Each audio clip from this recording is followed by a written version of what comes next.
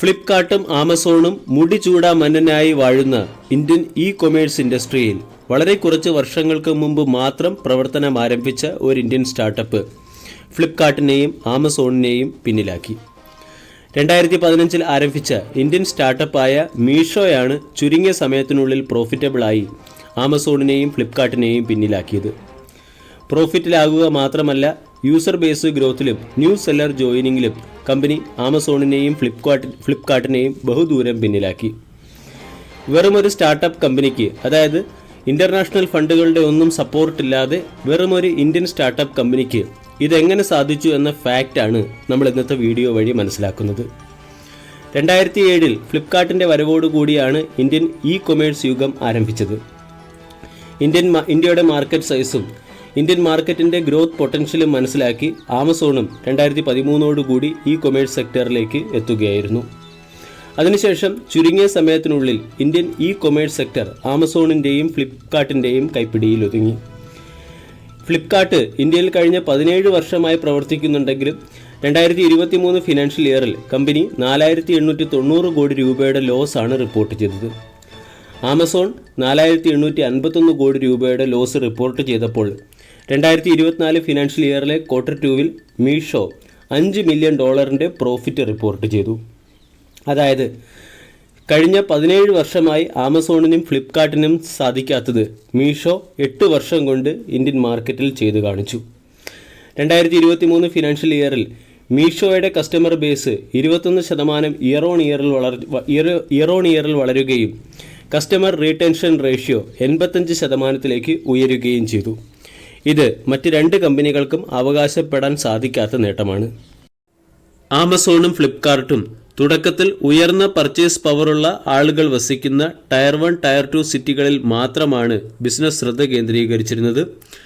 Tyre 1, tyre 2 സിറ്റികളിൽ logistic ഫെസിലിറ്റിയും മികച്ചതായതുകൊണ്ട് ഈ കമ്പനികൾക്ക് വളരെ പെട്ടെന്ന് ബിസിനസ് സെറ്റപ്പ് ചെയ്യാനും എസ്റ്റാബ്ലിഷ് ചെയ്യാനും സാധിച്ചു. അതേസമയം ഇന്ത്യയുടെ പോപ്പുലേഷൻ്റെ 8% മാത്രമാണ് ടയർ 1 സിറ്റികളിൽ വസിക്കുന്നത്. ബാക്കിയുള്ള 92% പോപ്പുലേഷനും ടയർ 2, ടയർ 3 സിറ്റികളിലും വില്ലേജുകളിലുമാണ് വസിക്കുന്നത്. ടയർ 2, ടയർ 3 സിറ്റികളിലും വില്ലേജുകളിലും വസിക്കുന്ന സ്മാൾ സ്കെയിൽ എൻ്റർപ്രനേഴ്സിനും ബിസിനസ്മാനിനും സാധാരണ ജനങ്ങൾക്കും കൊമേഴ്സിൻ്റെ ബെനിഫിറ്റ് ലഭിക്കുന്നില്ല എന്ന സാധ്യത മനസ്സിലാക്കി 2016 IITയിലെ 2 സ്റ്റുഡൻറ്റുകൾ സഞ്ജീവ്, വിദിത് എന്നീ 2 സ്റ്റുഡൻറ്റുകൾ മീഷോ എന്ന പേരിൽ ഒരു കൊമേഴ്സ് വെബ്സൈറ്റ് ലോഞ്ച് ചെയ്തു.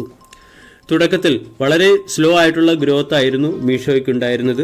2018 ഫിനാൻഷ്യൽ ഇയറിൽ കമ്പനിയുടെ റവന്യൂ 1.21 കോടി മാത്രമായിരുന്നു. അവിടെ നിന്നും 5 വർഷം കൊണ്ട് യൂണിക്കോൺ സ്റ്റാറ്റസിലേക്കും പിന്നീട് 12 കോടി ആക്റ്റീവ് യൂസേഴ്സ് ഉള്ള ഇന്ത്യയിലെ ഏറ്റവും വളർച്ച കൂടിയ കൊമേഴ്സ് പ്ലാറ്റ്ഫോമായും മീഷോ വളർന്നു. ഈ വളർച്ചയ്ക്ക് പിന്നിലെ കാരണങ്ങൾ എന്തൊക്കെയാണെന്ന് മനസ്സിലാക്കാം.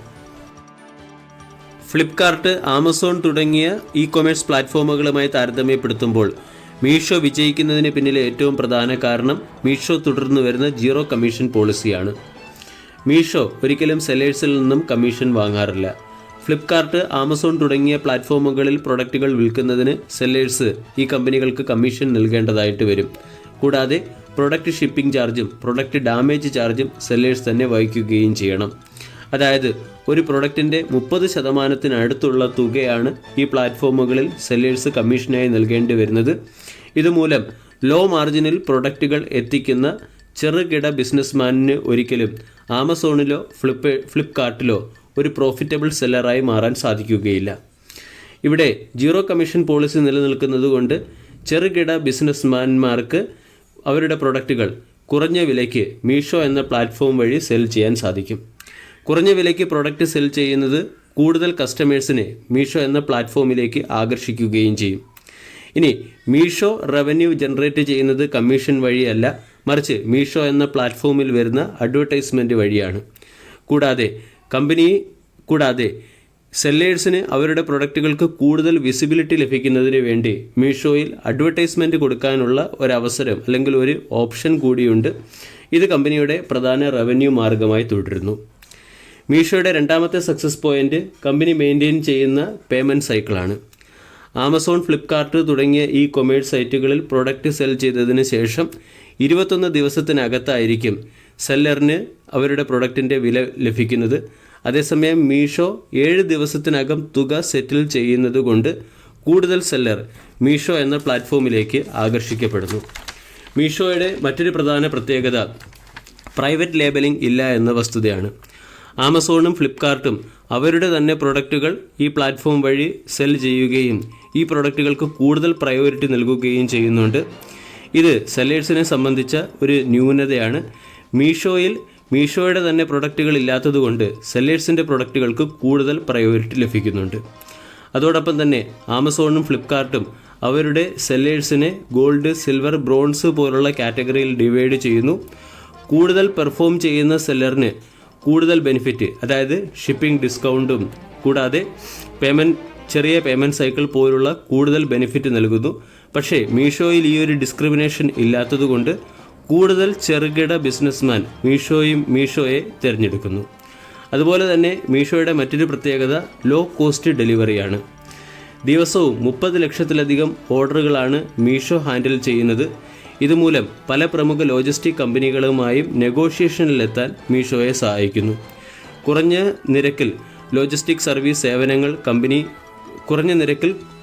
മികച്ച ലോജിസ്റ്റിക് സർവീസ് സേവനങ്ങൾ നെഗോഷിയേഷൻ വഴി കമ്പനി നേടിയെടുക്കുന്നു.